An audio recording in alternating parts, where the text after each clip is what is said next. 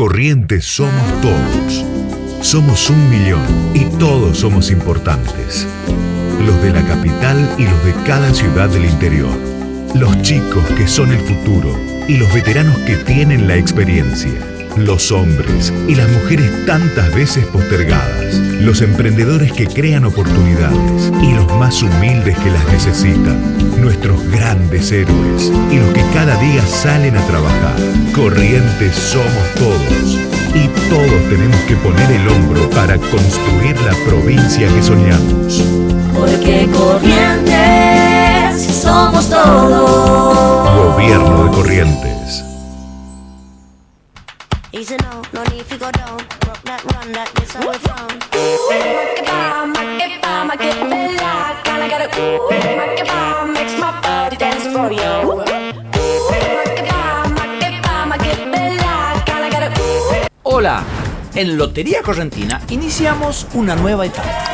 Una etapa en la que vamos a incorporar más tecnología y a lanzar nuevos productos pensados para vos. Por eso, desde hoy, tomo una nueva forma para moverme en un entorno digital, manteniendo la esencia de siempre. Promover el juego seguro, legal y destinar lo recaudado a ayudar.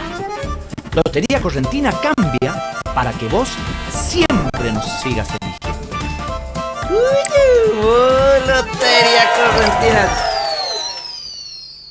Bueno, estamos por ver al Papa Francisco, estamos en la previa, así que con mucha expectativa, tratando de saludarlo y traer el saludo del pueblo de Corrientes.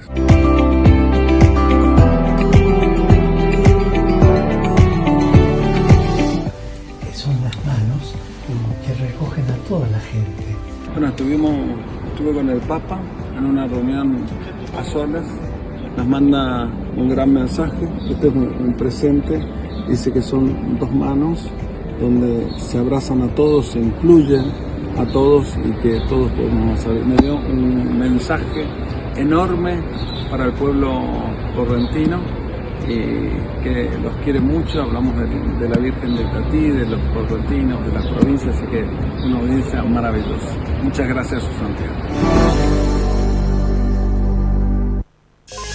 Los diputados traen al recinto las inquietudes de miles de correntinos para transformarlas en ley.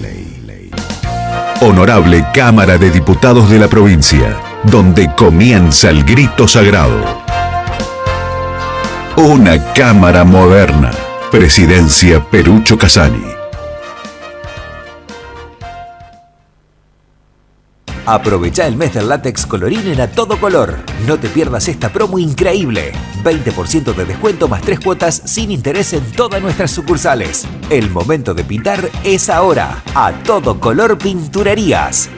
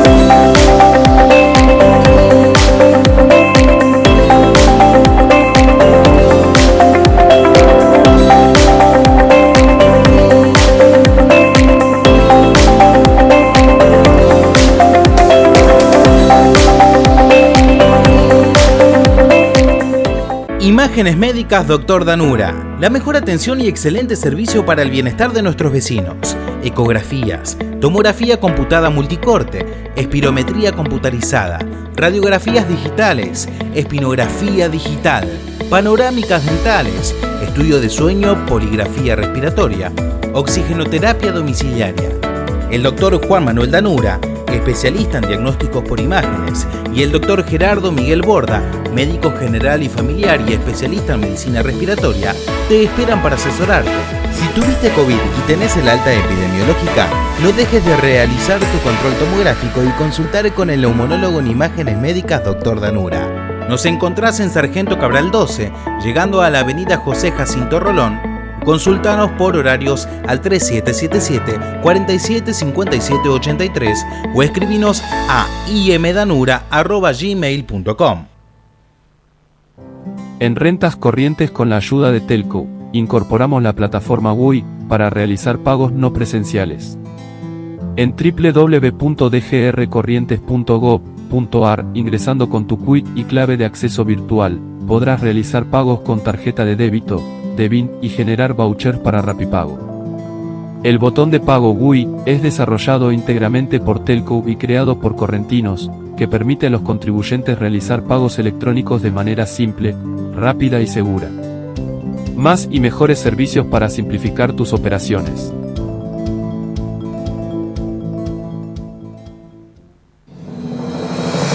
En Corrientes estamos haciendo obras fundamentales en toda la provincia. 3 puertos para conectarnos con el mundo, una red de fibra óptica de alta velocidad, 3 edificios de última generación y vamos a hacer 3 más para atender mejor a los correntinos. Un museo de arte contemporáneo. Construimos la cárcel más moderna del país y en el viejo edificio estamos haciendo La Unidad, un proyecto que integra innovación, ciencia, tecnología, espacios para el trabajo y el esparcimiento, 2.613 viviendas. Estamos ampliando la infraestructura de salud. Hicimos 75 escuelas nuevas en el primer mandato y 150 en el segundo, la mayor cifra que haya hecho cualquier gobierno. Somos Corrientes, tenemos futuro.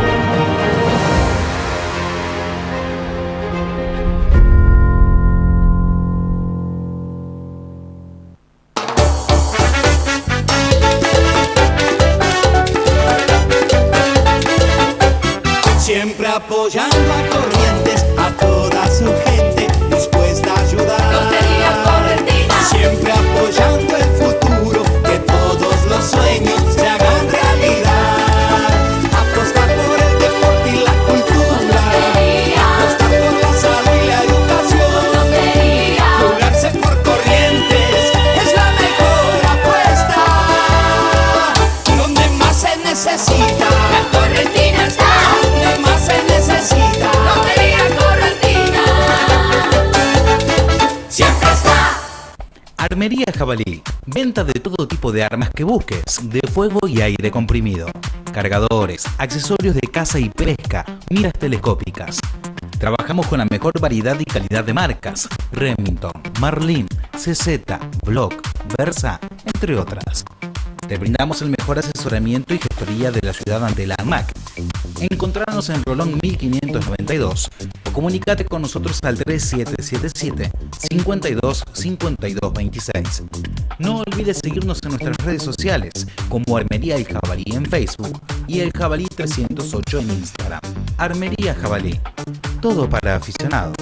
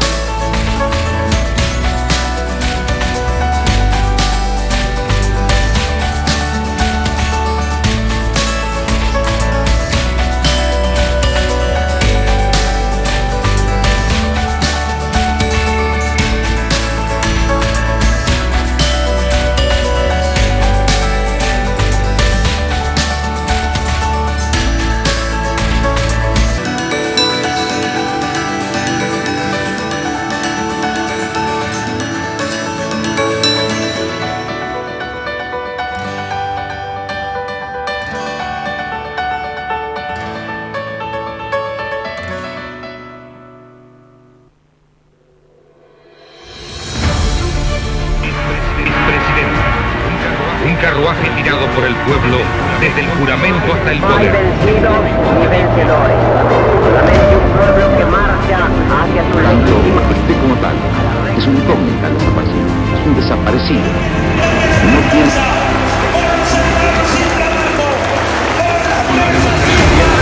No solo se vota, sino que también se come, se educa. Respondiendo al clamor del pueblo y con el patriótico apoyo del ejército de las manos. País afuera. Quiero $1000 como prometieron. ¡Los que devuelvan la guita! Los destinos de la patria pueda frente a una plaza como esta. Y convicciones a las que no pienso dejar en la puerta de su vida. Nunca más alentados en este país.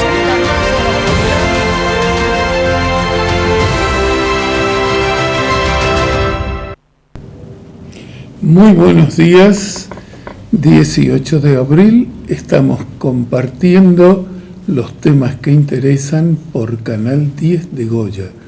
También nos pueden sintonizar en Canal 54 y Canal 125 de Gigaret. Canal 10 de Goya, la televisión online, a través de nuestro portal Identidad Correntina. Arrancamos con la primera información del día. Se lanzaron las competencias deportivas interescolares 2024. Para el Ministerio de Educación es otro eje importante el deporte. Pensamos que por ahí a veces podemos revincular alumnos.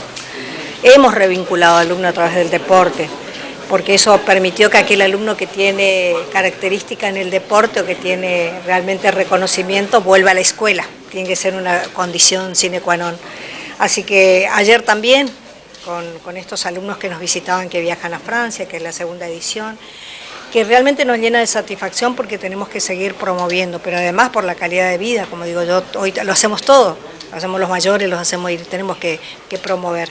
Y otro porque se aprende en el deporte. Yo siempre digo que en el deporte se respetan reglas y a veces en la escuela no respetamos las reglas, es decir, es el lugar donde empieza uno a respetar esa regla, empieza a saber perder y ganar, y eso que es el fundamento del deporte sin duda tenemos que seguir apoyando. Y yo decía que otro eje es el ajedrez, venimos creciendo exponencialmente y tenemos que seguir haciéndolo en cada aula, en cada escuela debe haber docentes que promuevan el juego del ajedrez. Más alumnos y más disciplinas deportivas. Así es, y yo digo, por supuesto que venimos trabajando arduamente en eso. Hay los docentes que trabajan desde la Dirección de Educación Física denodadamente para que esto se dé. Es decir, un impulso se da porque hay realmente docentes atrás que impulsan permanentemente, si no, no habría. Así que las felicitaciones a ellos. Ministra, hay estadística que habla, digamos por ahí, la dificultad que tiene para terminar un ciclo. En lo educacional. A nivel nacional se recortaron algunos programas, por ejemplo el plan FINE, que podía dar la posibilidad de terminar. La provincia encargó un proyecto para terminar primaria, secundaria. ¿Cómo lo ven eso ustedes? Nosotros tomamos el desafío de todo lo que no nos dan. Y la verdad que tenemos el apoyo incondicional en ese sentido del gobernador de la provincia. Tenemos como un programa propio, no es FINE, pero tenemos otro, terminaría primaria, secundaria. Tenemos más de 1000 alumnos inscritos ahí. Lanzamos también la escuela secundaria virtual. Tenemos alumnos de Comodoro Rivadavia, porque se fueron a trabajar y no pudieron terminar la escuela secundaria y van a poder terminar su escuela. Así que la verdad que estamos muy contentos con eso. El presupuesto ha establecido el gobernador para ello y estamos trabajando en ese sentido. Así que la terminalidad para nosotros sigue siendo central, el Estado está presente ahí. Tenemos nosotros promoviendo dentro de gestión escolar el tema de las alertas tempranas para ver a aquel alumno que abandona la escuela, mirando a cada alumno que abandona. Tenemos equipos trabajando en ese sentido fuertemente. Vamos a este año a poner tutorías en las escuelas también en algunas para ver y para acompañar el proceso de acompañamiento al alumno del por qué deja. Muchas veces se deja por trabajo, pero tenemos que buscar la opción de que vayan a una escuela de jóvenes y adultos. conjunto, avanzar adelantar la edad, tenemos que seguir con la capacitación laboral y la articulación con el mundo laboral. Probablemente por ahí esté la salida también, de que algunos alumnos busquen salida laboral también para terminar la escuela secundaria. Así que estamos promoviendo. Nosotros tenemos la estadística que es a nivel nacional, nosotros tenemos en la mitad. En lo que respecta a las obras en las escuelas, ministra. Nosotros las 58 obras de nación las tenemos paradas. Yo tengo ahora Consejo Federal el 29, el 29 de abril, vamos a ver qué respuesta tienen al respecto, esas siguen paradas, tal cual estuvimos a febrero cuando conversamos, sigue exactamente igual. Lo que venimos promoviendo es por la provincia.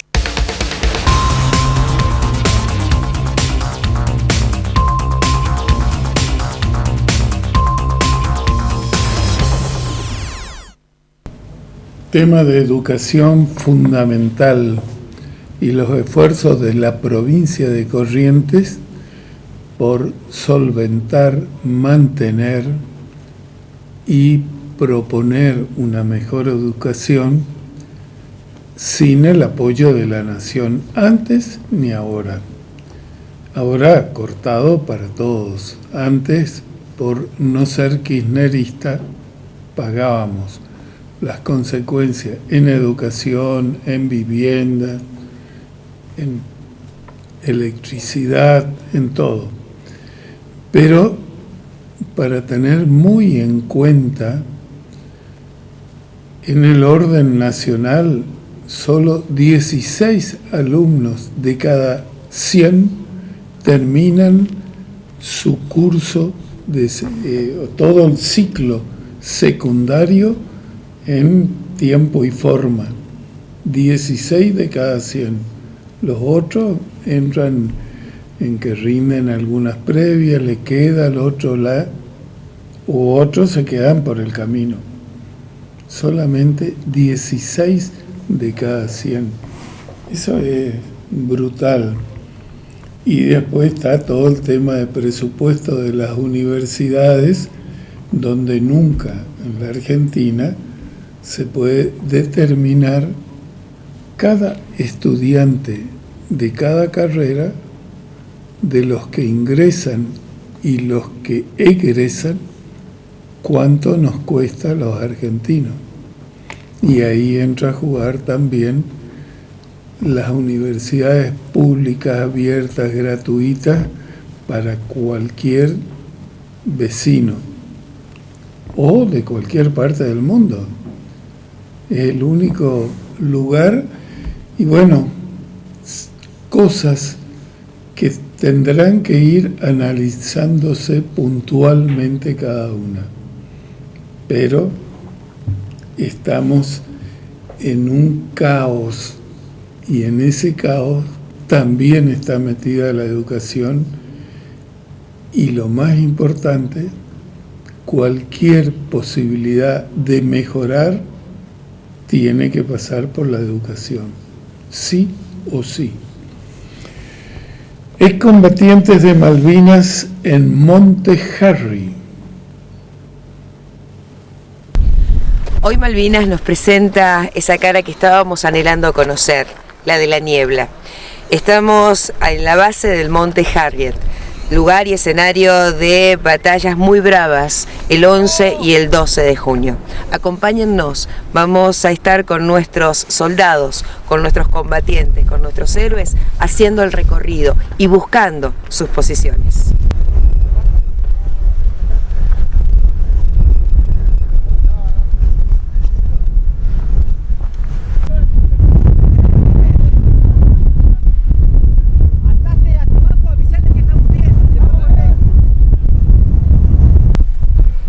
¿Dónde estamos?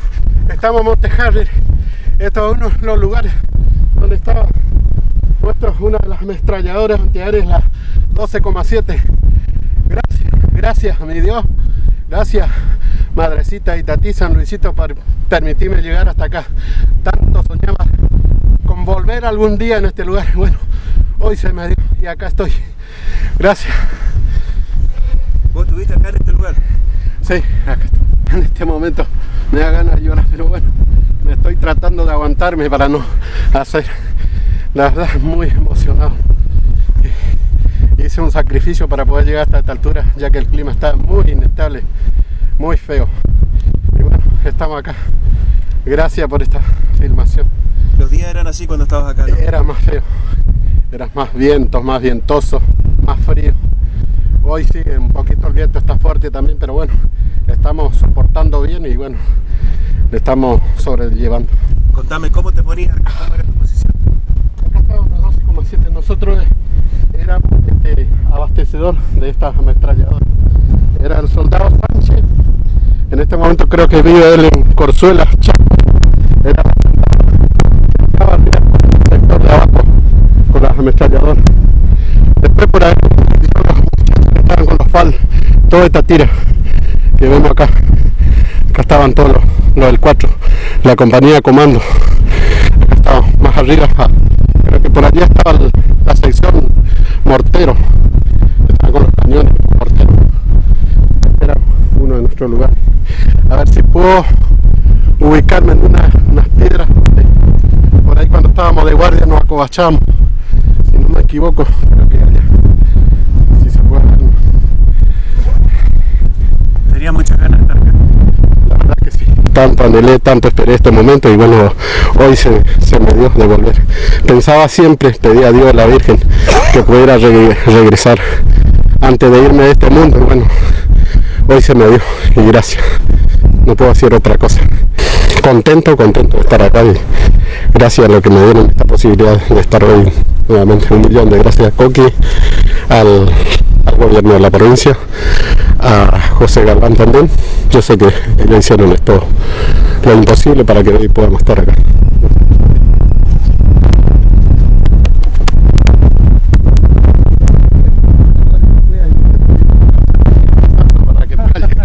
Sí, no fue fácil.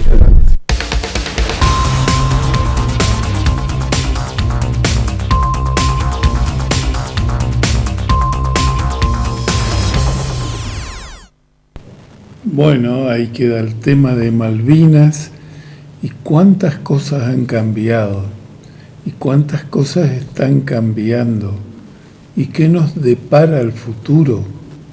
Este alineamiento con Estados Unidos, con Israel, la posible inclusión como a nivel global con la Comunidad Europea o la Eurozona o la OTAN en la parte militar, también tiene todas sus implicancias e incógnitas al futuro. Por un lado, aparecen datos muy alarmantes. Están en los periódicos, pero en algunos salen, en otros no, o están allá en el fondo de las noticias.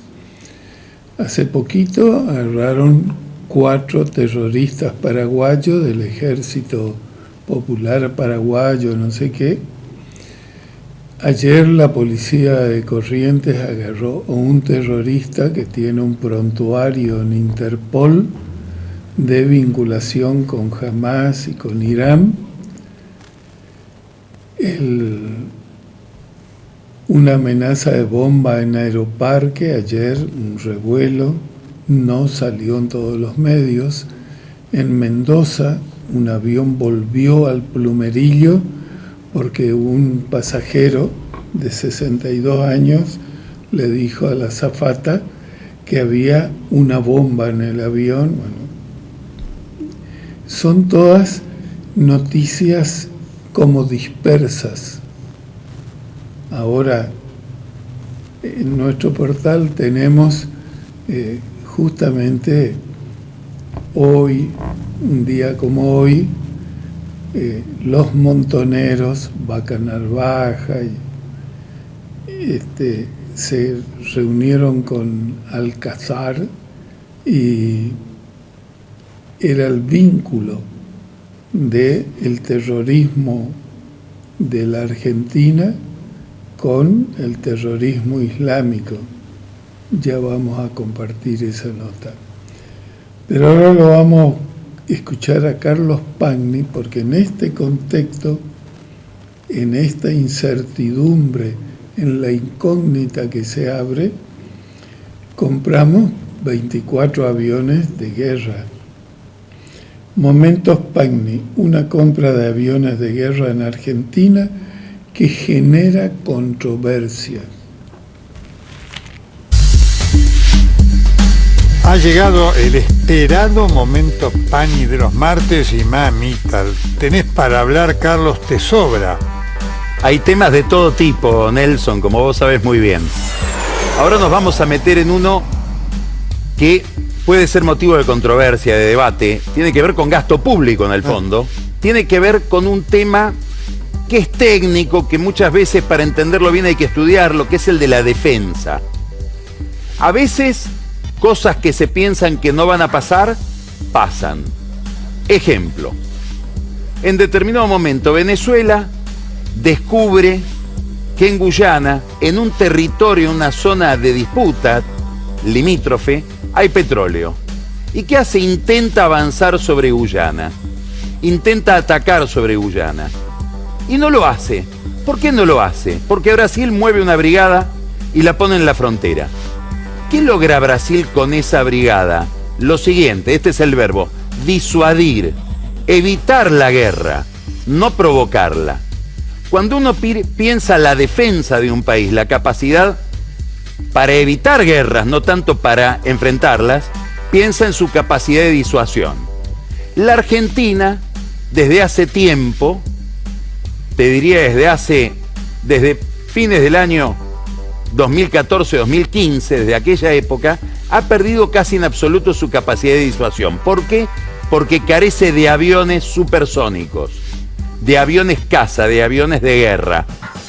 Ahora, por una gestión que se inició durante el gobierno de Alberto Fernández, estamos comprando 24 aviones F-16.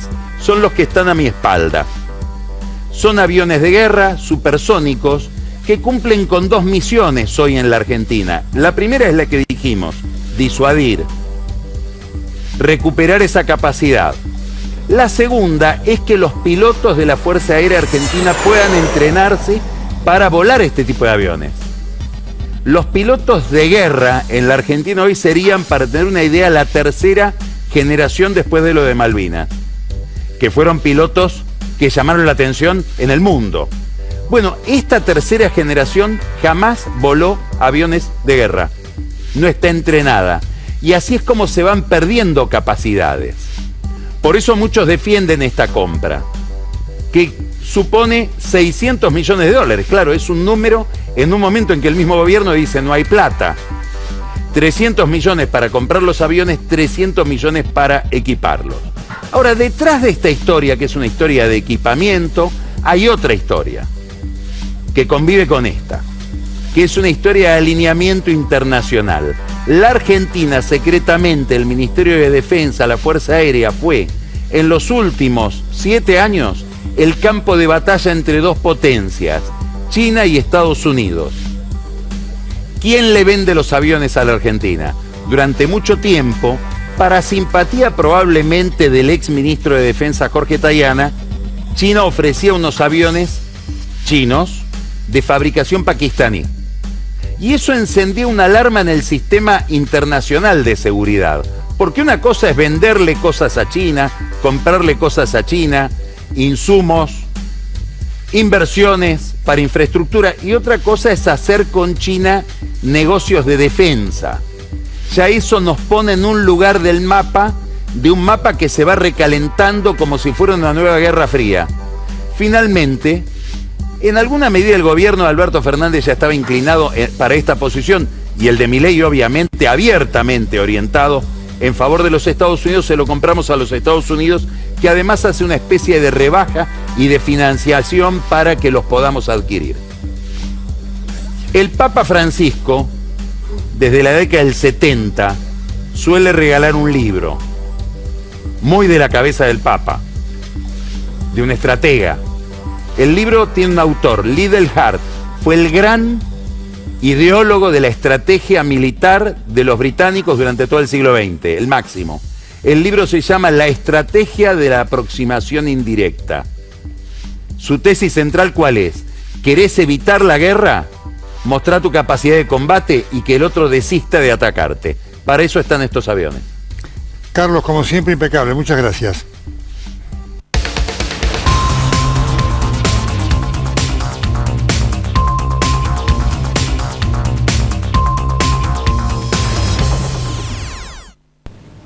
Bien, vamos al resumen del día con Paulino Rodríguez. Este resumen, obviamente, lo hace ayer por la tarde. Bueno, naturalmente el tema central es finalmente la cuestión de las prepagas, porque irrumpe en escena en un escenario donde hay casi 7 millones de afiliados, 6.800.000. Nos vamos a meter en la profundidad de lo económico con Pablo, nos vamos a meter en lo político con Débora, vamos a analizar el capítulo judicial y lo que está pidiendo el gobierno en la justicia con Lourdes Marchese. Pero yo quiero simplemente, a modo de estímulo para quedarte esta noche, mostrarte 2 hilos de tuit que han dado mucho que hablar en las últimas horas, que ponen un poco de luz, que buscan transparentar la discusión más allá de lo que el gobierno ha dicho en voz del propio Manuel Adorni, vocero presidencial, ascendido de cargo, por cierto, en el transcurso del día de hoy, y hombre que está siendo medido para quizás ser un producto electoral, dato no menor, el año próximo aquí en la ciudad de Buenos Aires. Pero más allá de eso, quiero que vean primero lo de Esteban Domecq, economista, que plantea la idea de si estamos frente a un aumento desmedido de las prepagas con cartelización, que hay que intervenir desde el Estado, o si eso es parte de mito más que realidad. ¿Qué dice? Las prepagas aumentaron 128,9% en los últimos 4 meses. Informe de INDEC, GBA. ¿Desmedido? Bueno, no muy lejos de la inflación promedio que en dicho periodo acumuló Argentina, 90,2%. Bastante en línea con lo que aumentaron los servicios públicos, luz, gas y agua, 123% promedio, lácteos 123, autos 123, siempre en tanto y en cuanto el INDEC. Café 128, aceite 130, por debajo de lo que subieron algunos artículos de cuidado personal, 148%, los combustibles, a los que el gobierno le sacó la tapa, 166%, o el transporte público, a los que el gobierno también liberó precios parcialmente, 191%. Esto dice Esteban Domecq,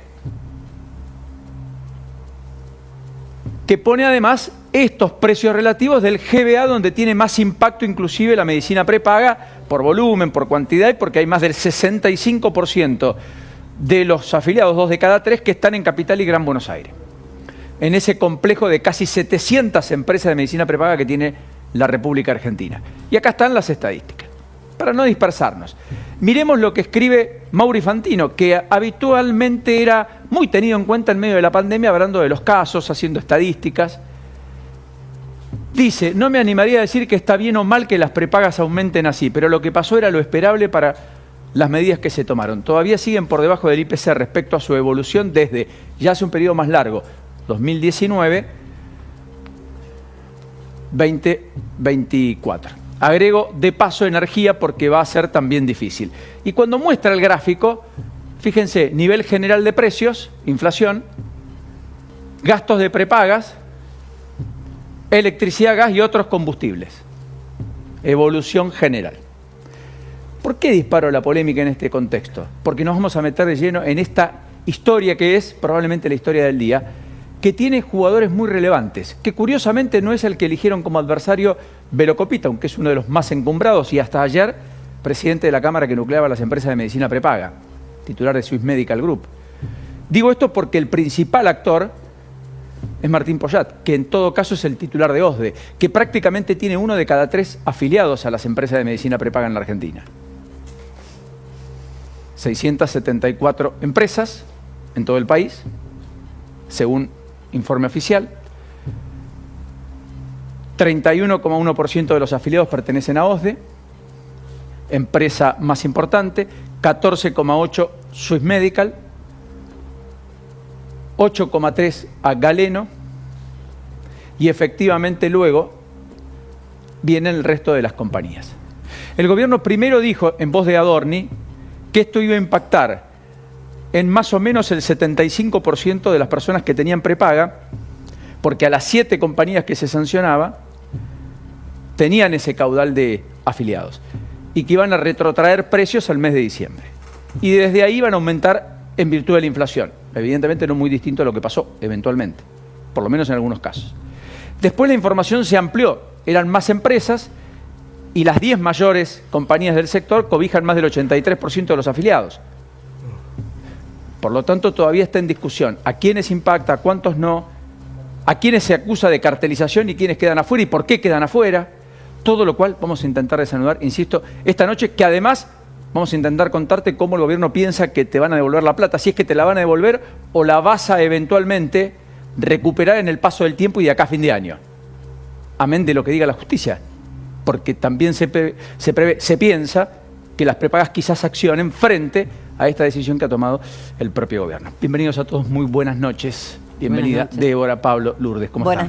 Buenas noches. Mira, más allá de dar las precisiones, porque hay mucho, ¿no?, para contar de cuánto podría ser la eventual rebaja que obtendrían los usuarios de la medicina prepaga en las próximas cuotas, si efectivamente se lleva adelante el aumento tarifario tal como lo prevé el gobierno y no como lo preveían las empresas. Me gustaría darle una lectura política a lo que está pasando, porque, mira, muchas de las medidas...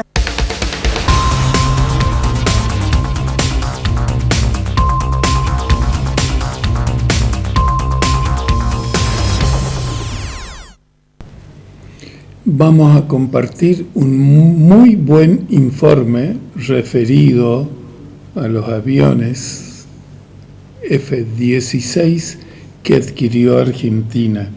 ¿Qué hay detrás de los caza F-16 a Dinamarca? Argentina dio finalmente un paso histórico tras años de idas y vueltas. El ministro de Defensa, Luis Petri, viajó a Dinamarca con una importante delegación y firmó el contrato de compra de los aviones F-16 Fighting Falcon de la Lockheed Martin. Es decir, son estadounidenses, pero se lo compró a la Real Fuerza de Dinamarca. Desde los años 70, desde la dictadura militar prácticamente, Argentina no hacía una compra similar. En aquel entonces se le compraron a Francia los famosos Mirage, ya hoy en desuso. Los F-16 son aviones supersónicos, son aviones de combate capaces de interceptar vuelos comerciales hasta un Boeing 707, una capacidad que Argentina no tenía hasta ahora. Este avión va a estar en capacidad de disuadir, pero también de atacar. ¿Por qué? Porque son jet cazas de guerra, son bombarderos. Si bien el Ministerio de Defensa es quien adquiere esta flota de 24 aeronaves, de las cuales 2 estarán llegando a fin de año para las primeras instrucciones de vuelos, van a estar en manos de la Fuerza Aérea. Van a estar en la Brigada Aérea de Tandil, que conduce el brigadier mayor Mengo, como les decía, y van a ser utilizados no para entrenamiento, hay un entrenamiento, para entrenamiento hay otros aviones. Estos aviones van a tener un propósito concretamente de disuasión y protección del territorio, desde la zona norte a la zona atlántica, sobre todo lo que hace a la costa argentina y hasta el Atlántico Sur, territorio de fuerte disputa también entre los Estados Unidos y China, pero también donde deberíamos buscar socios latinoamericanos como Chile, que es un país también fuertemente armado y donde la integración latinoamericana debería primar a la hora también de fortalecer los ejércitos.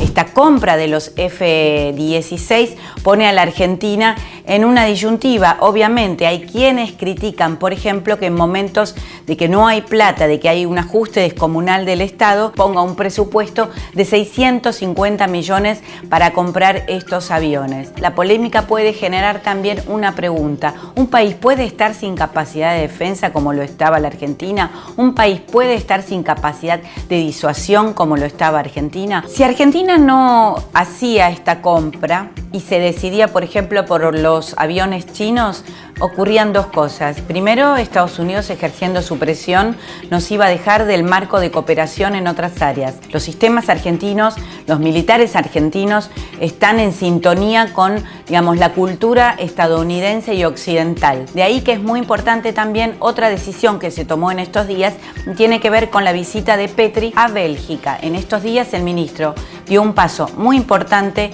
estratégico en la línea de los libertarios, que tiene que ver con pedirle a la la OTAN, a la Alianza Atlántica del Norte, ser socios globales. Esto es un upgrade, lo que se dice una categoría nueva a la de socio extra OTAN que tiene la Argentina desde los años 90 y por supuesto genera otros compromisos. Nos van a obligar a ir a las guerras de la OTAN, a prestar a nuestros hombres y mujeres para una guerra, un conflicto y ponernos así en el riesgo también de sufrir represalias por eso. Es una discusión, efectivamente es un riesgo y efectivamente también es una decisión soberana que no va a ser una obligación para la Argentina en virtud de los compromisos que se adquieren, porque al fin y al cabo Argentina no va a ser un miembro full de la OTAN. Sin embargo, obviamente el alineamiento a Occidente, a Estados Unidos y a Europa del gobierno de Javier Milei es claro y hacia allá vamos. Quienes defienden esta compra ponen todo esto en acción.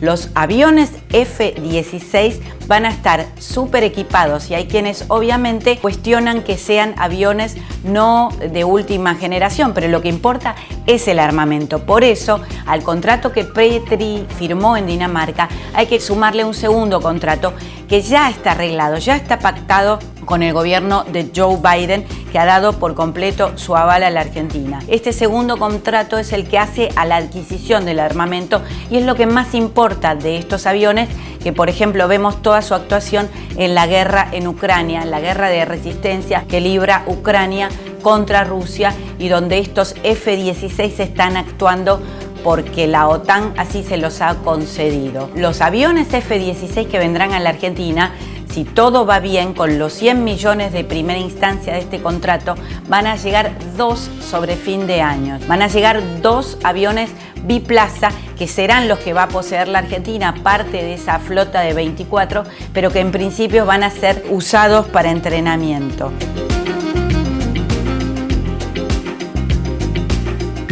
Por supuesto, este paso histórico de la compra de los F-16 es un plan de una ambiciosa meta que tiene el gobierno. Petri, de hecho, ha deslizado claramente que quiere comprar unos Strykers, son unos vehículos blindados ya para el ejército. Y es sensible la situación, vienen a reemplazar a los guaraníes que en su momento se conversaron con Brasil. Es decir, el gobierno de Alberto Fernández quería comprarle esos vehículos de tierra a Brasil, pero no se avanzó. Ahora la idea es avanzar y los Strykers también forman parte de la alianza con los Estados Unidos. Una situación mucho más ambiciosa y más cara, por cierto, para un país donde el lema del gobierno es no hay plata, y de verdad no lo hay porque el Estado está quebrado, es la compra de los submarinos. Si ustedes saben, queridos, hoy los submarinistas argentinos tan prestigiosos en el mundo, después del hundimiento del Ara San Juan de 2017, hacen sus instrucciones para no perder sus capacidades tan valiosas en Perú.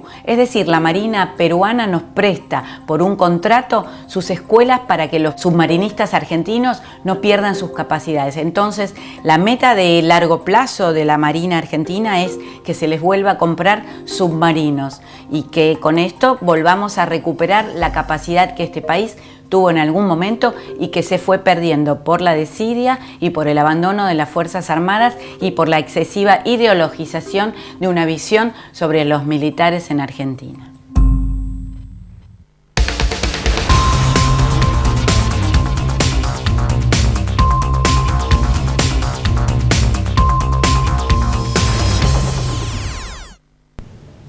Son señales, son momentos previos, pero hay un cambio total en el escenario, muy de fondo.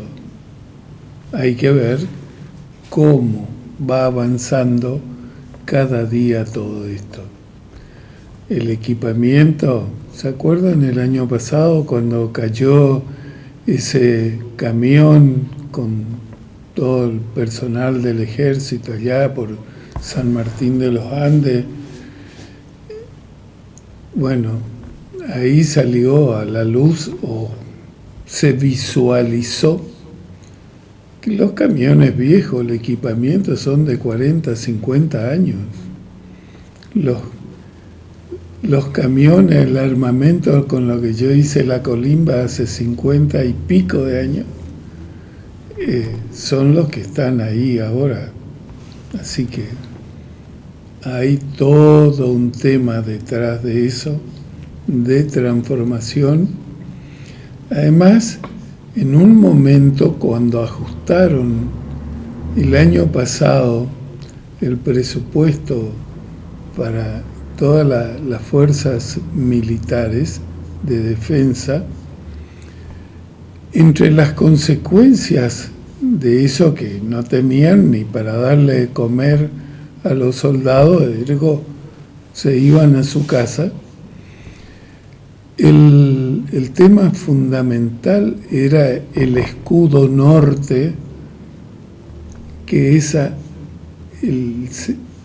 el manejo y seguimiento de los radares en toda nuestra frontera, y no había plata para la gente que tenía que ir a hacer esa tarea.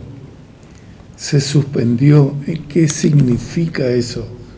Un colador para cuanta avioneta Cessna o la marca que sea venga de Bolivia, de Paraguay, aterrice donde le da la gana, va, carga de nuevo y viene.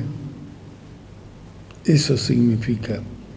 Ni qué hablar con todos los barcos chinos, 300, 400 barcos, factoría pescando ahí sobre la línea de la plataforma continental. Y obvio que quién lo monitorea, qué disuasión hay o qué actitud tenía la Argentina. Todo eso está en convulsión ahora, pero ninguno de esos movimientos es gratuito. Hacen 70 años que los montoneros hicieron un acercamiento a todo el terrorismo musulmán para entrenarse, y después vivimos eso acá en la Argentina.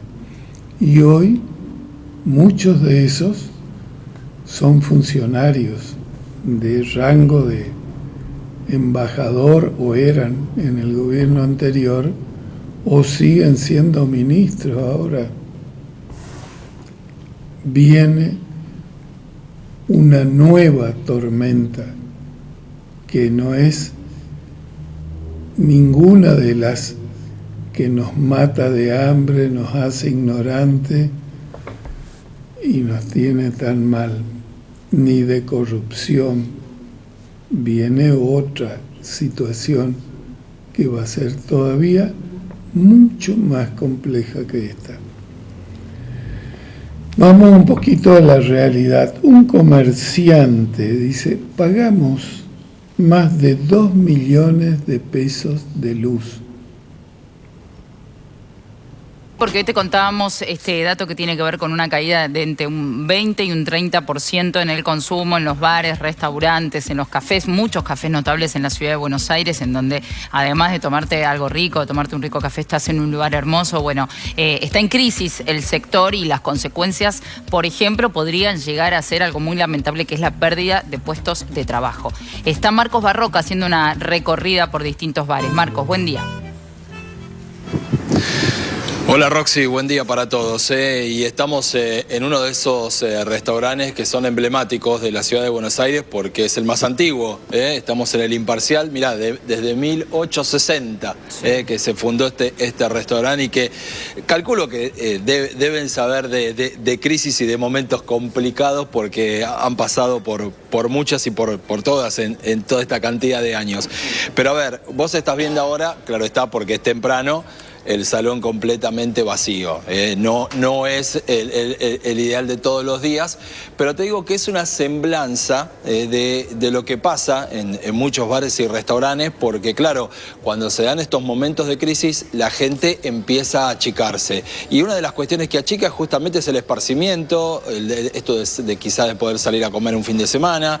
Ahora lo hace menos, se juntan en casa, se comparte lo que se gasta. Bueno, no ha quedado otra que quizás dejar de salir a comer, por ejemplo, como una de las opciones para pasarla bien un rato el fin de semana, o quizás en la mitad de semana para cortar también la semana. Pero Jorge, ustedes están viviendo una situación compleja, podemos decir que es un momento realmente crítico de lo que va de estos 4 primeros meses del año, con lo que han sido los aumentos y que lo han visto reflejado, obviamente, en menos clientes en el restaurante. Buen día. Sí, sí. A ver, nosotros veníamos trabajando bien hasta enero, después va considerablemente un 30-40%, y ahora se está recuperando de vuelta, ¿no?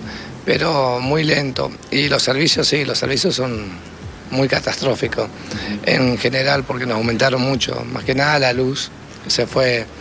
A nosotros pagamos 550 en enero y ahora estamos pagando 2.550.000, o sea. 2 millones de pesos en lo que va del año te subió solamente la luz. En 2 meses. En 2 meses. Febrero y marzo. Mirá. Pero bueno, a ver, nosotros tenemos espalda. El problema es para los negocios más chicos, que a veces lo sufren más. Nosotros aguantamos. Tenemos una clientela más o menos fija, trabajamos, promocionamos menúes, tratamos que la gente venga, ponemos precios fijos para que la gente sepa cuánto va a gastar. Por ejemplo, un menú al mediodía de 11.000 pesos, un menú a la noche de 15, otro de 17, después tener la carta también para consumir, ¿no? Y los platos que se comparten, entonces más o menos andamos rondando. La gente se la puede rebuscar. Y vos también, a ver, esto es una manera también de rebuscársela para ustedes, porque si hay menos gente, hay que encontrarle la forma en que no se vayan los que están y que vengan nuevos en lo posible. Sí, lo que se perdió también fue el turista. A ver, el turista ya brilla por su ausencia. Hay turismo tal vez, pero son puntuales. Ya no hay tanto dando vuelta por la avenida. Nosotros estamos casi sobre la Avenida de Mayo, pero bueno, estamos al costado, estamos 50 metros al costado, pero bueno, ya no hay tanto turismo tampoco, entonces también eso baja bastante, ¿no? Aunque nosotros no somos netamente de turismo, trabajamos con mucha gente. Pero ayuda. Pero ayuda. Pero ayuda. Y a ver, y en lo que es el habitual de las mesas, los que vienen, ¿qué te dejaron de consumir para achicar la cuenta? No, y por ahí te dejan de consumir un poco de postre, café, porque ¿viste? Por ahí tomo café a la mañana, ya después come, toma una botellita de vino, comparten un plato. Acá los platos son para compartir, entonces la gente comparte mucho. Generalmente. Si antes tomaban 2 botellas de vino, ahora te toman una, por ejemplo. Sí, y después que también te piden todo para llevar. O sea, lo que sobra se lleva. Sí, eso está muy... Bueno, eso ya venía el año pasado, pero este año va picando en punta. Mira, ese es un punto. Y después vos me hablabas del tema de los servicios, lo que te aumentó, obviamente, la luz, el gas, imagino, y demás. ¿Lo pudiste trasladar a precio o ya no se puede trasladar más nada porque a la gente tampoco no le aguanta el bolsillo? No, nosotros estos últimos momentos no trasladamos nada. Tenemos la carta, creo que la última vez que toqué fue en enero. Después no trasladamos nada porque tampoco la gente puede, ya la gente se queja. Y cuesta. Y de enero acá te variaron los precios, los tendrías que haber modificado. Algunas cosas sí, pero bueno, estoy usando el stock de vino que tengo. Por ejemplo, no compro vino, paré la compra de vino y uso lo que tengo en el sótano, que tengo bastante, gracias, porque iba comprando siempre. Entonces voy jugando con eso, ¿viste? Voy tratando de aguantar un poco, y para que la gente venga, que la gente salga. Y a ver, en cosas se pueden aguantar, pero vos sos un restaurante netamente español, tenés justamente una comida que está a base de pescado y el pescado se fue por las nubes, y más en Semana Santa. ¿No tocaste el precio del pescado, por ejemplo? ¿Lo bancaste o lo...? No, por ahora lo estoy bancando ahí, estamos con esos precios. Ahora por ahí después un 10%, algo vamos a tener que tocar, pero poco. Pero en general no estamos tocando mucho la carta. Porque ya tenemos un promedio más o menos, no es un promedio muy alto acá, pero un promedio a la carta sí, 20, 21, 22 y a veces ya cuesta. Para una familia más que nada. No, totalmente. ¿Te desapareció el pago en efectivo? Sí. El pago en efectivo cada día es menos. Debe haber un 80% en tarjeta o de cualquier forma, pero menos efectivo. Y eso también es un costo para vos, por ver las tarjetas. Sí, los bancos te cobran todo, como te dije hoy, así que la tarjeta es siempre un gasto para el comercio, por los impuestos, por esto, lo otro te van sacando cosas y vas perdiendo un 20%. Pero el remedio que la enfermedad, pero en este caso los que vienen con tarjeta también ayudan de alguna manera. Nosotros tenemos que aceptar todo, no podemos decir no aceptamos tarjeta. Hoy no se puede. No, nunca se puede, pero bueno, en general menos ahora, vos tenés que aceptar lo que venga. Pero sí, la tarjeta te complica bastante. Por último, ¿te imaginas que esto cambia, que esto mejora? Y la verdad que la veo medio complicado, pero bueno, para mí va a mejorar ahora el invierno, porque yo soy más fuerte en el invierno, o sea, nosotros trabajamos mejor en el invierno siempre.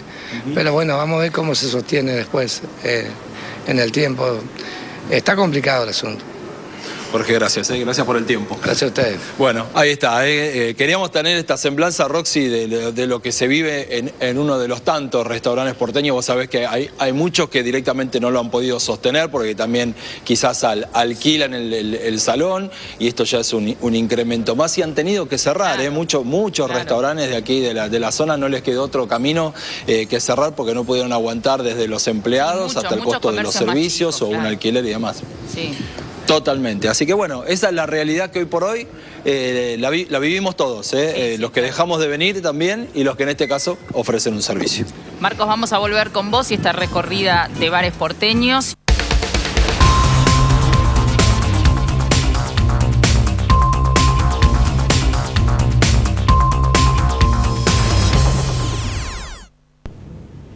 Qué lejos quedó en la historia y qué inaccesible en Buenos Aires ir, pedir una cazuela de pulpo, una paella, un bife de chorizo completo.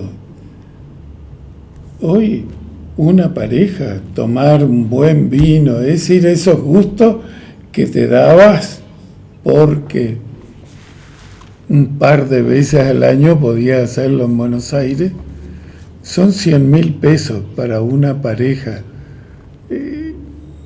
Una entrada, plato principal, postre y un buen vino, 100.000 mangos.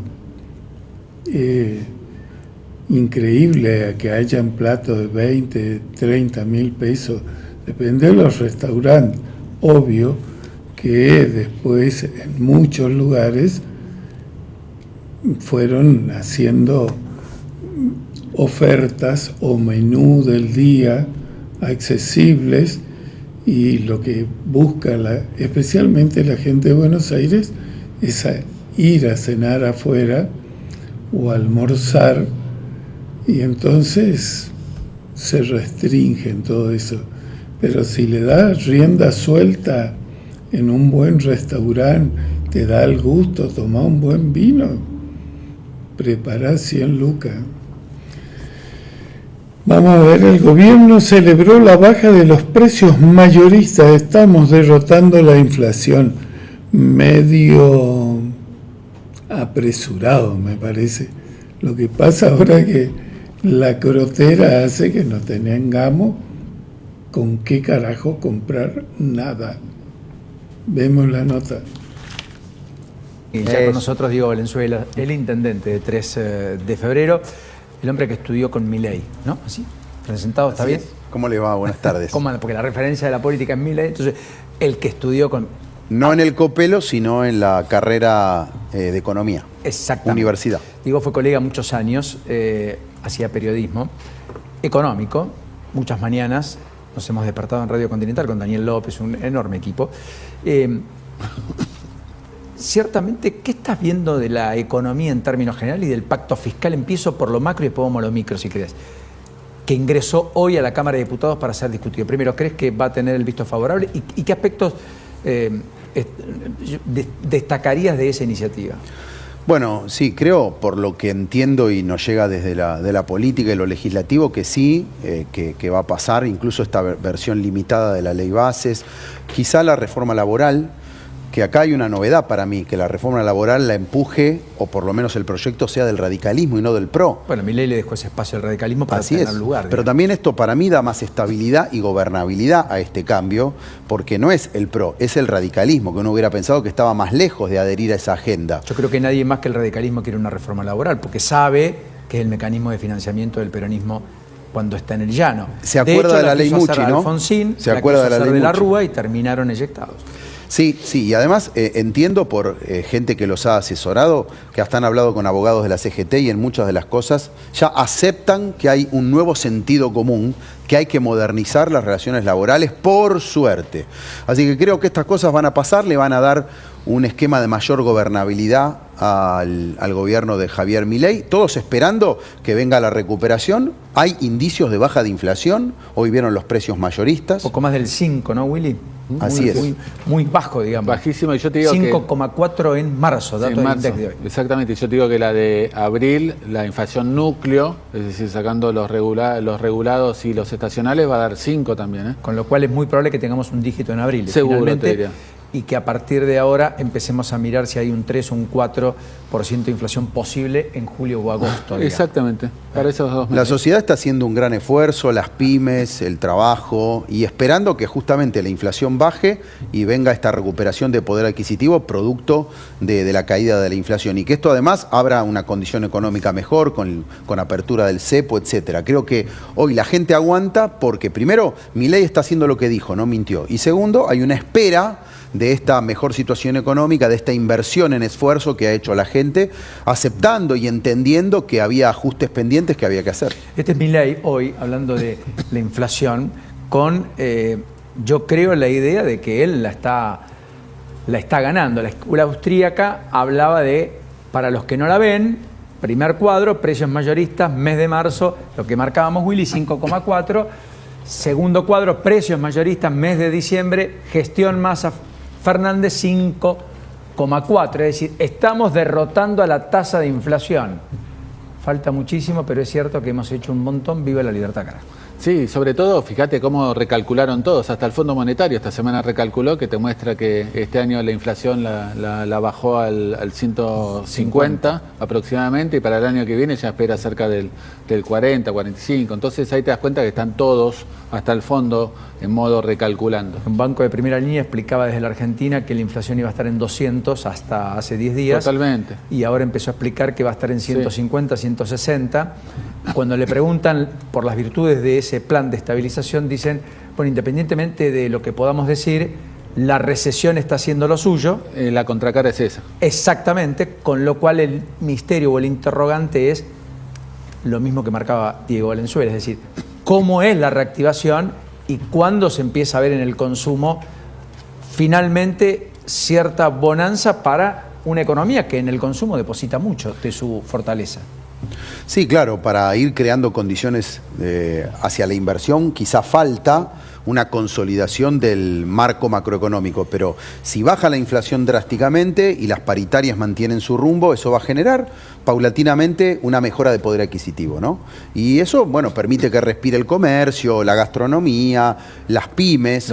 ¿Lo tenés muy bajo al nivel de consumo en 3 de febrero? No, ha bajado en promedio, como en todos lados, un 20%, ponele. ¿Impuestos cuánto te cayó? No tanto. Tasas. La tasa que más bajó es la municipal, porque yo no la ajusté al ritmo de la inflación. Pero eso es por una decisión que tomamos nosotros, ¿no? De no. ¿Cuánto aumentaste? ¿150? 125%, y ahora una actualización bimestral que se va dando con el año, digamos, ¿no? También la provincia tiene actualización bimestral. Así es, pero la ciudad aumentó tiene mensual. Pero aumentó más del 200 la provincia. Sí. Pero en términos generales las tasas de actividad, por lo menos en mi experiencia, se vienen sosteniendo. La tasa vial, ¿vos no la vas a cobrar? De ninguna manera. Están incluyendo muchos municipios, Mar del Plata 1,86, Pilar 2,5, Quilmes 2%. A los combustibles, la tasa vial es la tasa a los combustibles, ¿correcto? Este es el cuadro de los municipios del conurbano, digamos. Fíjate que en algún caso llega hasta el 3,5%. Y ahí hay de distintos colores políticos, aunque primero y fundamentalmente del peronismo. Lomas de Zamora, Florencio Varela, Verazategui encabezando esa lista, Morón más abajo, con el 0,5. Vicente López lo tiene desde hace ya mucho tiempo, vale la pena decir. Es muy bajita en Vicente López. Sí, por eso está en Morón. ese final de la tabla, ¿no? Pero en cualquiera de los casos, mira, Neuquén puso el 4,5%. Chipoletti también en una Río enormidad. Negro. En Neuquén no se aplica porque no está reglamentado.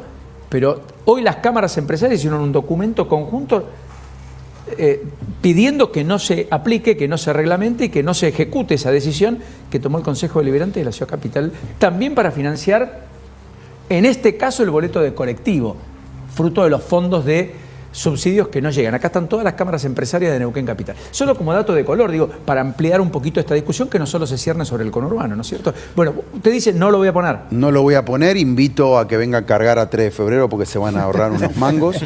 Me llena de orgullo estar último en ese ranking. Viste que en general uno quiere estar primero. En este ranking 3 de febrero está último porque es el que tiene la menor carga tributaria al combustible, porque solamente cobramos 0,2 de tasa de seguridad e higiene y no cobramos tasa vial, y no la vamos a cobrar porque yo creo que la salida a la crisis económica no es más presión tributaria. Al revés, eso ahoga más al sector privado, traslada un nuevo costo de vida al que labura, a las familias. Y como vos decías recién, todos le van a encontrar un pretexto, que yo quiero financiar esto, aquello, lo otro. Mi pregunta ¿es momento? ¿No es momento de responsabilidad, austeridad, revisar gastos en lugar de cargarle a la sociedad con un nuevo impuesto? Por eso yo no la voy a poner y me voy a mantener en esta tesitura, aunque me genera a mí una exigencia fiscal, porque cuando otros van a tener un recurso extra, 3 de febrero no. Pero ¿saben qué? Estoy tranquilo con mi conciencia porque creo que eso queda en la sociedad, queda en el laburo y es mejor para la economía. Diego, ¿cómo es gestionar sin obras? No, mira, nosotros lo primero es que tenemos obras municipales. Cada municipio tiene que tener su platita para obras, porque si no siempre dependés de papá nación o papá provincia y después tenés que ser obediente. Eso a mí no me gusta. La autonomía política y económica te la da tener tu propia plata para obras. No será un montón, pero anda en nuestro caso por el 15-20% de nuestro presupuesto en obras. Obviamente también digo, necesitamos a veces obras nacionales como agua y cloaca, pero muchas veces la nación nos daba plata, y lo digo autocríticamente, porque uno las acepta porque es intendente, pero a mí no me parece que con déficit fiscal y con emisión te den plata para hacer una vereda o una plaza. No son prioridades para que la nación invierta en eso, más si tiene déficit fiscal. Entonces me parece que lo que está haciendo Milei es obligándonos a todos a calibrar mejor cuáles son las obras públicas que tenés que hacer y cuáles son las que podés pagar. Y bueno, tenemos que reorganizar los presupuestos y sostener niveles de obra acordes a la guita que tenemos. Claro, pero con ese criterio, mientras haya alguien que no coma en 3 de febrero, ¿cómo yo pago cosas que parecen suntuosas o que están muy por debajo de la necesidad de alguien que no come hoy? Bueno, pero eso es administrar un presupuesto, ¿Se Paulino? entiende lo que digo, no? Sí, Porque claro, claro. No quiero caer en el populismo de... Trabajamos en educación, trabajamos en salud, trabajamos en tema alimento para que no falte donde realmente hay necesidad, pero por otro lado vos tenés un bache, tenés que poner una luz LED, es que a eso voy. Y eso también hay que hacerlo. Exactamente. Hay que administrar bien el presupuesto, no tener muchos empleados, porque cuando también la política hace política con el empleo público, se te va el 60-70% de tu gasto público en pagar salario, eso no es bueno. En mi caso yo estoy abajo del 30% en salarios, abajo del 30%. Eso me da mucho margen para la gestión y para la obra. Es una rara avis. Sí, hay municipios que están arriba del 60 o del 70. Una cosa del paquete fiscal que les quiero contar, que no se habló tanto... está incluido el hecho de transparentar cuánto de impuestos uno paga en el ticket y en la factura. Yo esto lo apoyo y lo voy a promover en la provincia de Buenos Aires. Cuando vos pagás 100, el ticket te va a tener que decir cuánto es impuesto nacional. Y quiero que también en el futuro se sume la provincia con los impuestos provinciales como ingresos brutos. Que si vos pagás 100, vos sepas que en general 40 de los 100 son impuestos. Porque uno, sabés cuánto te cuesta mantener al Estado. Y dos, podés exigir servicios cuando sabés cuánto pagás en impuestos. Bueno, de hecho, las tasas son a cambio de una contraprestación. Que no siempre se da. Y el debate sobre la tasa vial en el combustible es cuál es la contraprestación. Seguridad y higiene, usted dirá, bueno, pues yo tengo que fiscalizar, tengo que controlar, tengo que regular, que no haya pérdidas, que tengan ambientalmente todos los procedimientos. Le podría encontrar seguramente 1000 motivaciones. Ahora una tasa vial pasó para con lo hacer del bacheo. inmobiliario, ¿te acordás también cuando se dio esta discusión de las subas en el inmobiliario, Claro, en la provincia correcto. de Buenos Aires, cuál era la contraprestación? Exacto. Lo de la tasa vial ha sido una forma de voracidad fiscal y de tener recursos, tener caja, ahora que pero Milei no nos da obras. Y a muchos aprovechan y se pusieron de acuerdo, porque por eso salieron muchos municipios todos juntos. Gracias, Diego. Hasta la Gracias a próxima. ustedes, muy amable. Un placer y muy generoso. Estaba pensando, con esta misma lógica, lo importante de transparentar también lo que está pasando con los servicios públicos, porque cuando uno cuadruplica la tarifa del uso de gas, cuadruplica los impuestos y cuadruplica la recaudación. También. Totalmente. Lógico. Con lo cual alguno también dice, che, esto no lo toquemos. Cuando vos cuadruplicás la prepaga, no cuadruplicás los impuestos. Necesariamente. Bueno, Paulita, nos metemos de lleno en la política. ¿Querés que veamos antes de eso? Hablábamos recién, bueno, acá Willy, el Doc, todos van a participar, del tema de prepagas. cuáles eran las que estaban ¿tenés el listado? Ahí está. Sí, Dale, me hago una. está el listado. Mirá, las empresas son las siguientes: Medicina Esencial, Acor Salud, Prevención Salud, Ominis, Avalian, Federada Salud, CIPSA, Hospital Italiano, sí, Luis Pasteur, OSDE, Medife, Sancor, Jerárquico Salud, Medicus, Med Córdoba, Swiss Medical, Omit y Galeno. Esto es lo que dicen desde la superintendencia. No se trata de una intervención del mercado, sino justamente lo contrario, una acción que lleva adelante la superintendencia en su rol de fiscalizador para que se transparenten los indicadores y se garantice la libre son las competencia. que no son alcanzadas por... Bueno, Hospital Alemán, por ejemplo, británico. Esta lista fue cambiando. Yo tuve primero una lista corta de 8 o 9 entidades que no estaba el italiano. Ahora, ¿no es cierto? Sí, sí, me parece poco prolijo también. No, bueno, no dije eso, pero... Willy Laborda, por eso lo dijo el Willy Laborda, por la cosa. Está muy bien, pero lo que digo es, perdón, ¿y el resto por qué no estaría alcanzado? ¿Porque aumentaron eso es lo que por yo no debajo? entiendo. ¿O porque la cartelización fue solo de algunos y no de todos? Porque un mercado cartelizado implica que todos se ponen de acuerdo. Ayúdame, Willy. Sí, desde la teoría, ¿no es cierto? Sí, sobre todo acá lo están limitando a determinado porcentaje del mercado. Sí. Está bien, pero cuando vos decías cartelizada la obra pública, vos decías, se ponían de acuerdo, entonces una empresa cotizaba acá, compulsaba con otras dos, pero sabía que iba a ganar acá, le dejaba el otro que ganara allá, etcétera. Entonces administraban el negocio de la obra pública de manera cartelizada. ¿Está bien? La multa por cartelización más importante, el antecedente más inmediato es la década del 90, Loma Negra, 200 millones de dólares, ¿correcto? Sí. Fue Carlos Menem presidente. Ahora estás hablando de una cartelización que se supone que están todas. Sí, por ahí. Porque si no están todas, el mercado diría, no, pará, esta cobra mucho menos, me puede dar el mismo servicio, me voy acá, me cobra la mitad. Sí, lo que pasa de vuelta, muchas veces no te podés pasar de obra de prepaga si sos mayor de 60. Bueno, correcto, hay una restricción correcta. Nosotros sí, somos muy jóvenes. Nosotros sí, obviamente. Pero tienen preexistencias. Nos quedan 15 años. Preexistencias. Ahora me agrando. No, lo que iba a decir... Paula no tiene preexistencia. Ustedes me halagan demasiado. Lo que iba a decir es que, o sea, hay dos acciones distintas. Por un lado está esto y por el otro lado está lo que hizo el Ministerio de Economía. O sea, son dos cuestiones diferentes. Lo del Ministerio de Economía con respecto a la supuesta cartelización que viene en base a una denuncia que hizo la coalición cívica, y por el otro lado está esta medida cautelar contra estas empresas de medicina prepaga que acabamos de dar la lista, que según lo que explicó Adorni esta mañana en conferencia de prensa, representan en total al 75% de usuarios de la medicina prepaga. Curiosidad al margen, Carrió dijo, este gobierno está destrozando la clase media. No sé cuál fue la frase. Nunca alguien fue tan brutal con la clase media. Y fue Caputo el que dijo, las prepagas le han declarado la guerra a la clase media. Sí. Y ahora Caputo recoge el guante de la denuncia de la coalición cívica de comienzos de enero sobre la supuesta cartelización para hacer lo que terminó haciendo. Nada, curiosidades al margen. Querido Sebastián Maru, ¿cómo estamos? ¿Cómo andan? No tan bien como vos, pero la llevamos. Bueno. ¿Cómo andan? ¿Qué estás viendo de la economía? Bueno, ahí está, los estaba escuchando un poco. Creo que el dato de lo de prepagas, hoy hacíamos el cálculo y más o menos el promedio va a caer 150.000 pesos.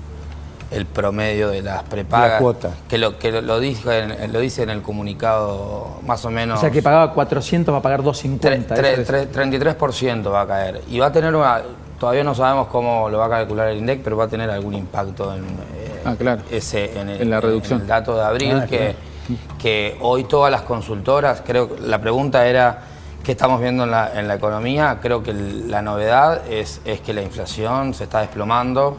Abril va a dar medio que ya todas las consultoras estamos en un dígito, 9,5%, con alimentos creciendo 6%, ese alimento es bien estable en las últimas semanas. Entonces, que prácticamente el 9,5% incluye la suba fuerte que tuvo el gas en abril. Entonces, creo que la novedad de que la inflación esté bajando, yo creo que para mí las paritarias en los últimos 2 meses posiblemente le estén ya ganando, empezando a recuperar empezando a ganarla la inflación. Uno está empezando, está mirando en detalle. La inflación ya hace 2 meses que para mí ya dejó de ser un tema. Obviamente ahora uno está mirando cómo vienen las paritarias, cómo viene la actividad, sobre todo cuando empieza a hacer piso. Ya la evidencia anecdótica ya empieza, todavía datos hasta los datos de marzo, uno estaba mirando que todavía no había empezado el rebote, los datos de abril empiezan a dar mejor. Evidencia anecdótica de... En abril se está tocando el piso. Yo creo que entre la combinación de una inflación debajo al 9,5 con paritarias que vienen, uno está haciendo el monitoreo que vienen, paritarias que vienen en niveles del 15% mensual. Ayer tuiteaba caso de estaciones de servicio que subieron 130% cuando la inflación fue 90%. Petroleros cerraron 26,5 adicional. Ayer la provincia firmó con los estatales Kicillof 9,5. Claro, pero tiempos inimaginables, 9,5 pese al 11% de inflación. Acá es el sector privado el que, cuando hablamos de la clase media y empezamos a ver las paritarias, hay pocas paritarias. Obviamente son 6 millones de personas nomás, de los 20 millones de empleados. Sí, claro.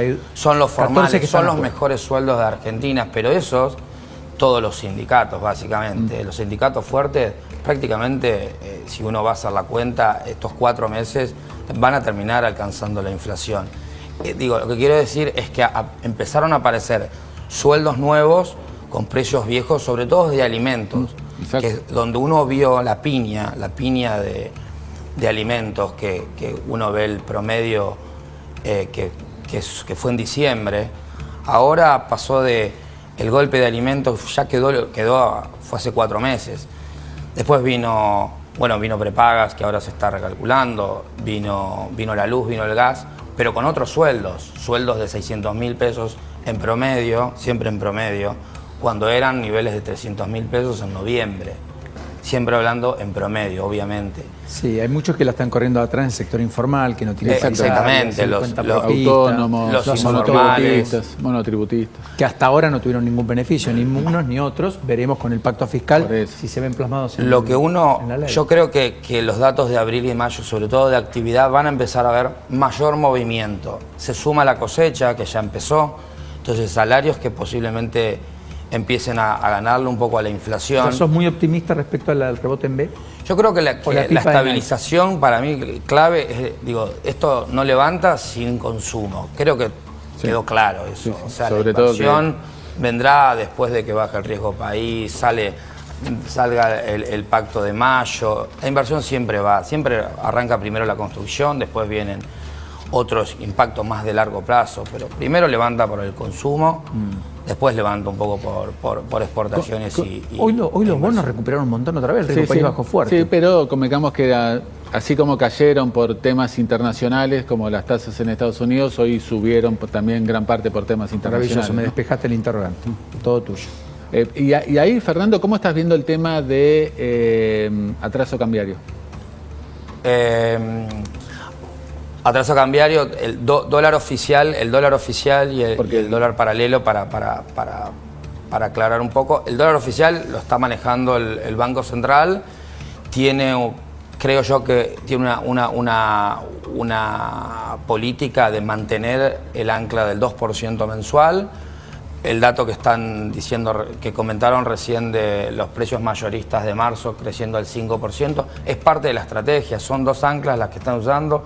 Están usando ancla fiscal y ancla cambiaria para desinflar, justamente desinflar y que la inflación vayamos rápidamente a los niveles del 4 o 5%, y el costo es atrasar un poco el tipo de cambio. Creo que al menos lo que uno escucha del equipo económico es que no tienen hoy un problema, no lo ven como un riesgo hoy.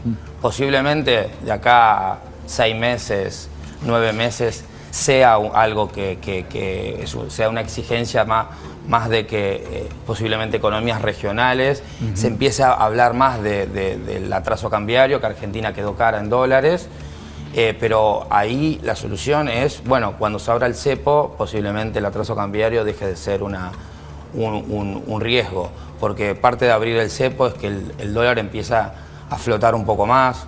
O sea, todavía hay muchas restricciones a las importaciones, por eso hay precios de bienes que siguen caros en dólares, o sea, caso de autos, el campo ya está mirando que se viene la siembra y los costos están en dólares y están altos, la construcción también quedaron. Pero es porque... La construcción está en un costo por metro cuadrado históricamente muy alto. ¿Quién? La construcción. $1.200, $1.300 el metro cuadrado. $600. Sí, el histórico es 600, 700, está casi en el doble. Histórico es $1.500, el máximo. El último máximo de 2017. Pero el promedio, quiero decir, el promedio siempre fue $700, $800, está muy caro. Por eso alguna obra privada también se ralentizó adicionalmente al quiebre de obra pública. Claro, pero ahí me preguntan mucho qué puede llegar a pasar con el costo de la construcción, que pongamos que esté en $1.000. Hay costos que quedaron de la construcción que quedaron altos. Hierro está bajando, aluminio está bajando, costos importados, de productos importados. Pintura entre un 15 y un 20. Todavía hay cepo, entonces hay un costo de importación que es todavía alto. Entonces, hasta que no se levante el cepo, hay costos de productos importados que van a seguir altos. Esperemos que en 6 meses, o en los próximos meses, cuando se levante el cepo, esos precios van a bajar. Tenemos que liberarte y queremos cumplir con eso. Que tenés un compromiso, pobre. Muchas gracias. Gracias, como siempre, por estar aquí en la tarde. Bueno, nos metemos de lleno en el deporte. Capítulo con Emiliano Espinosa a propósito de...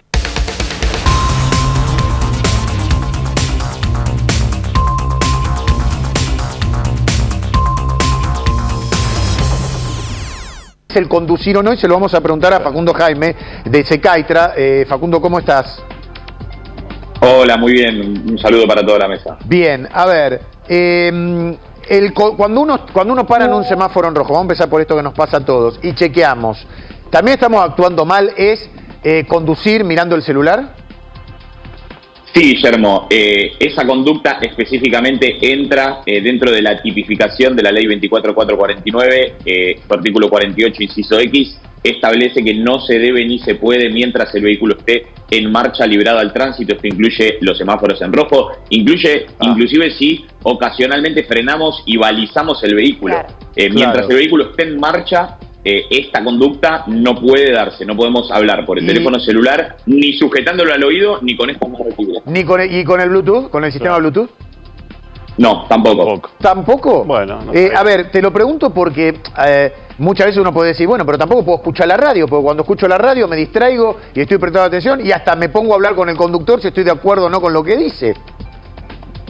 Totalmente, Guillermo. Yo esto se lo he consultado oportunamente a un médico clínico porque dije, los taxistas fue lo que se me ocurrió. Dije, van hablando con los pasajeros. Exacto, claro. La realidad es que lo que, en mi opinión, atinadamente me respondió ese médico clínico es, uno con el pasajero no interactúa casi que constantemente. El teléfono hay que apretarlo, hay limitaciones físicas, cognitivas, visuales, auditivas. La realidad es que pensando la conducción como una tarea en la cual coordinamos nuestros 5 sentidos, claramente el utilizar un aparato de intermediario para entablar una comunicación con un tercero, claramente dispersa la atención. Claro, ahora Facundo, si más de la mitad admite que utiliza el celular al conducir, intuyo que hasta deben ser más del 50% los que lo utilizan. ¿Ustedes qué creen? Y en tal caso, acá te pregunto, ¿qué porcentaje de los accidentes que tenemos todos los días provoca el hecho de distraerse con el celular? Bien, en principio, Guillermo, lo que decís es cierto, el 66% en nuestra encuesta nos manifestó utilizar el teléfono celular mientras conduce, pero creo que el dato grave viene con la segunda consulta, porque quizá lo grave no es admitir utilizarlo, lo grave es admitir utilizándolo, sabiendo y habiendo admitido también que es una conducta peligrosa. Tal cual. Nosotros cuando hicimos la segunda pregunta dijimos, bueno, si el índice de respuesta es tan elevado con respecto a quién lo utiliza, dijimos, acá no debe haber una conciencia tan táctil, tan palpable de que es una conducta efectivamente peligrosa. Y sí la es. El 80% nos dijo que reconocía que era una conducta peligrosa, entonces acá hay que reconocer también cierto grado de temeridad. Usar, Facundo, ¿cómo te va, Javier?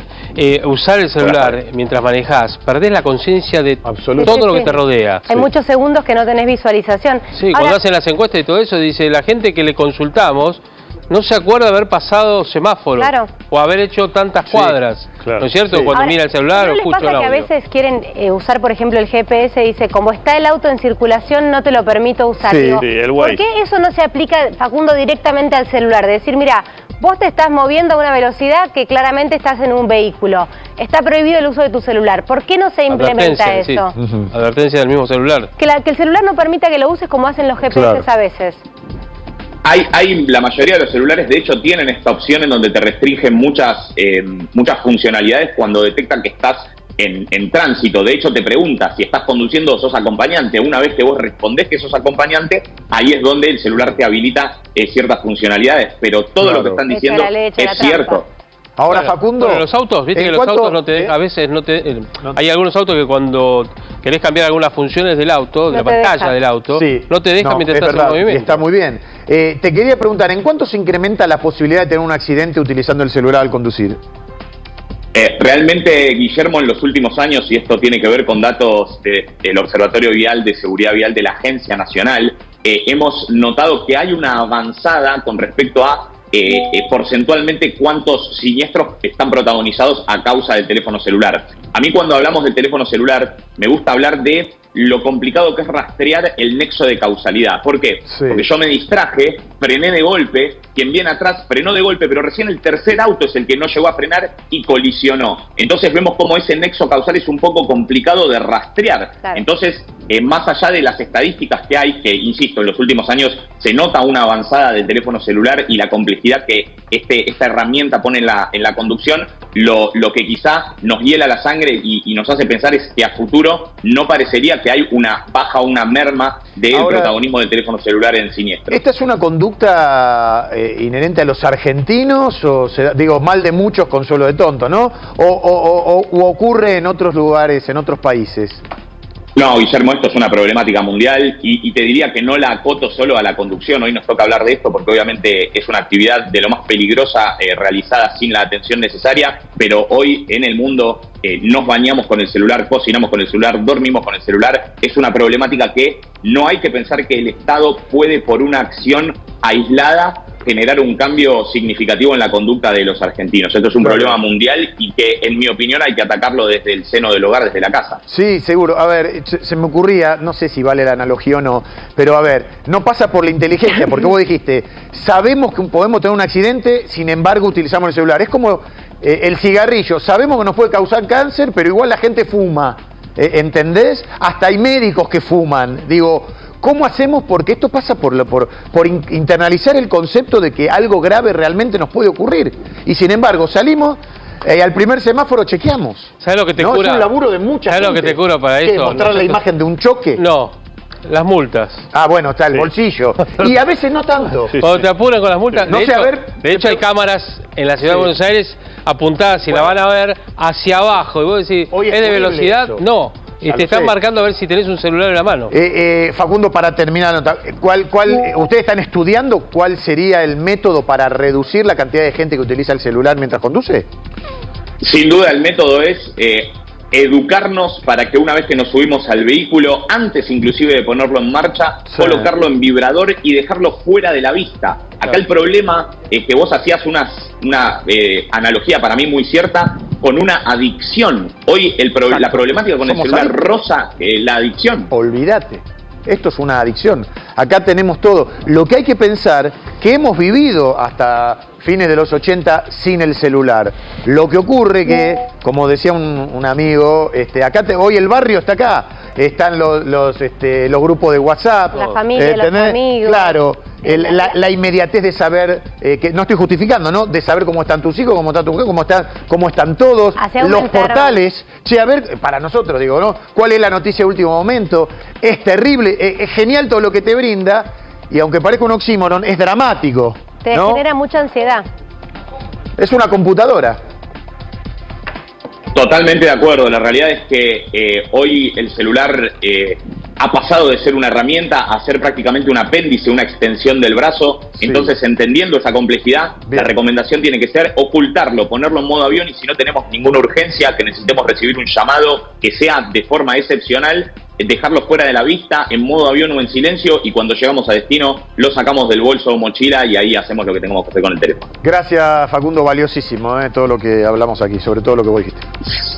Saludo grande, hasta luego. Hasta luego.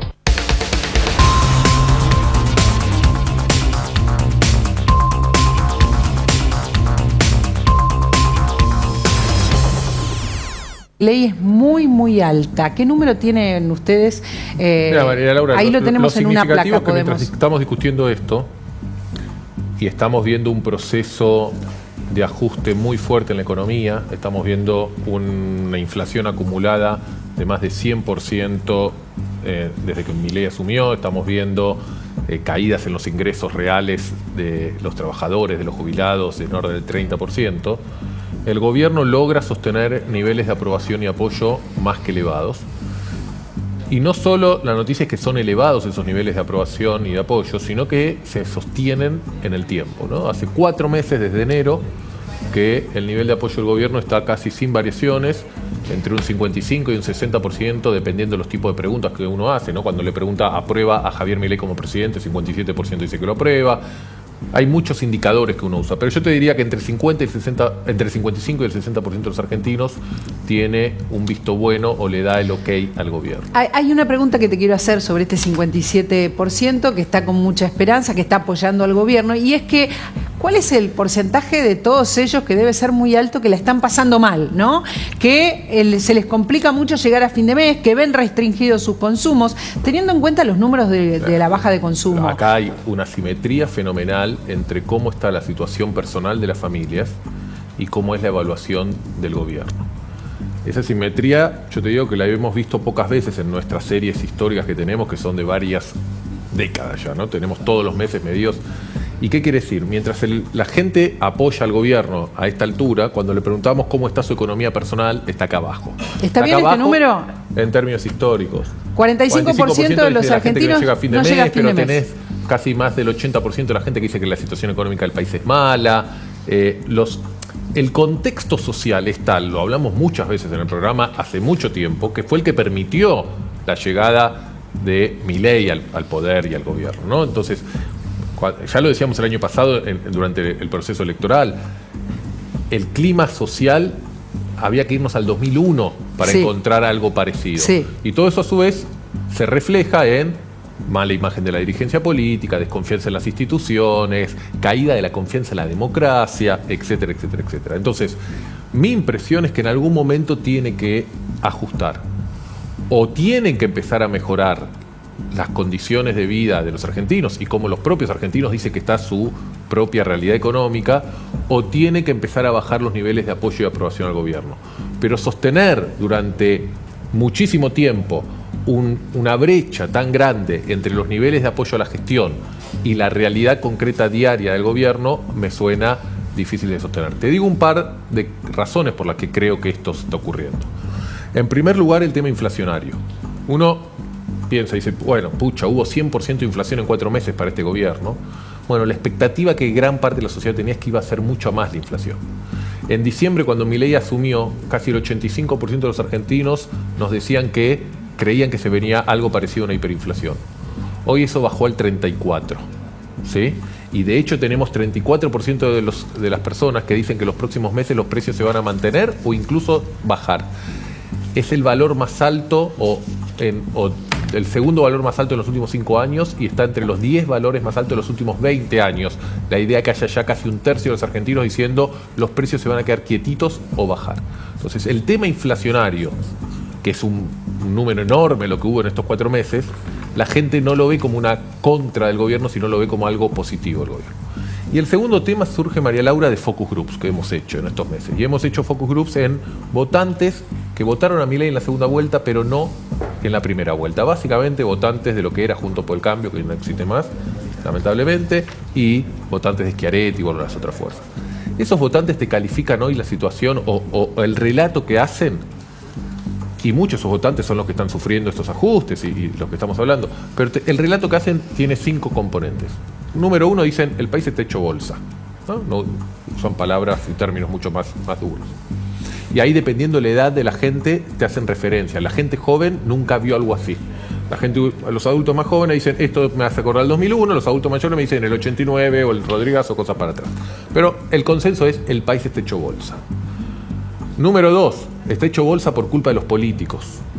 Y ahí entra bien el discurso del gobierno y de Milei. La casta es el culpable de que estemos hechos bolsa.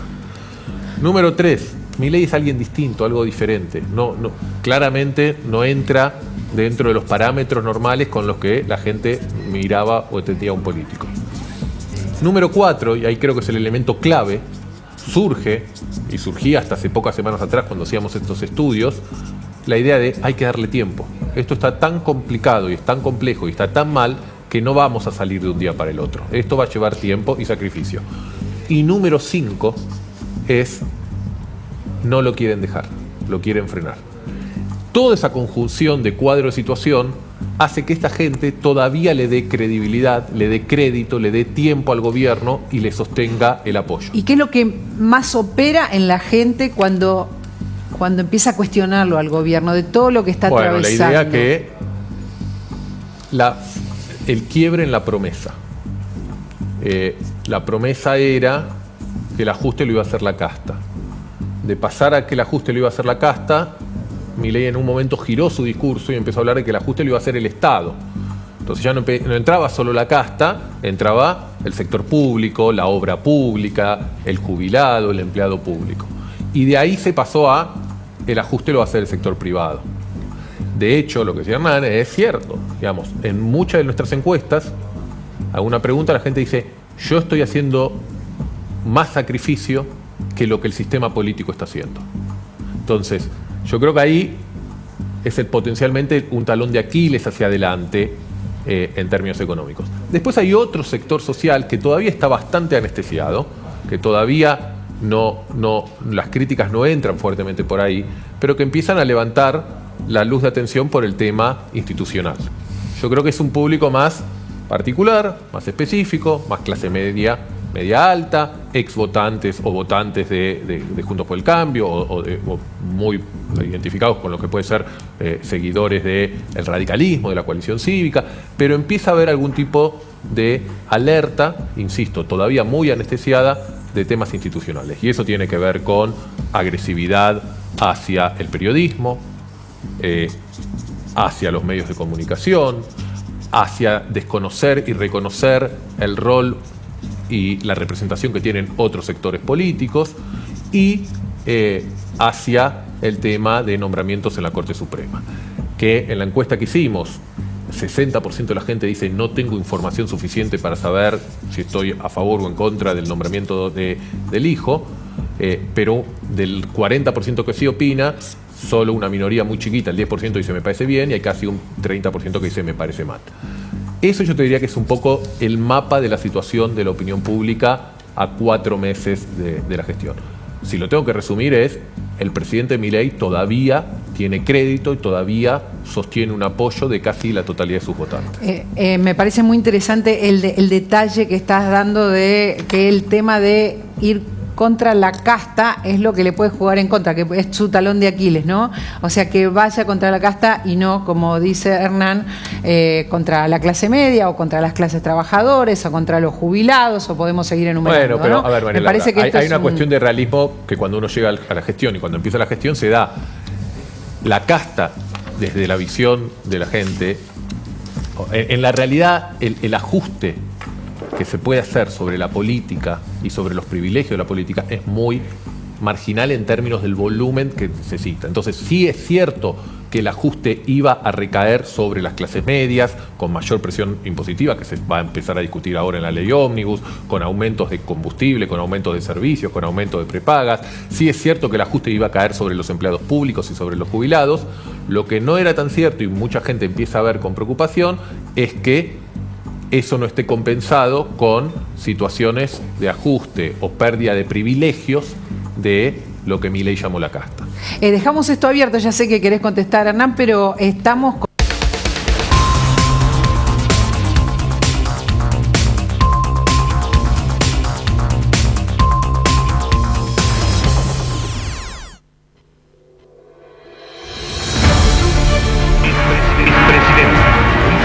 carruaje tirado por el pueblo, desde el juramento hasta el poder. Hay vencidos y vencedores.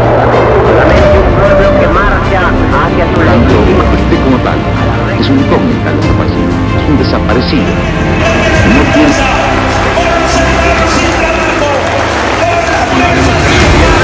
No solo se vota, sino que también se come, se educa.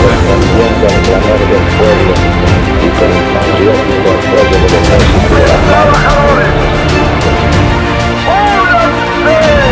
País afuera. ¡Quiero $1.000 como prometieron! ¡Loco, devuelvan la guita! Los destinos de la patria puede aparecer una plaza como esta. Y convicciones a las que no pienso dejar en la puerta de sus países. Nunca más alentados en el país.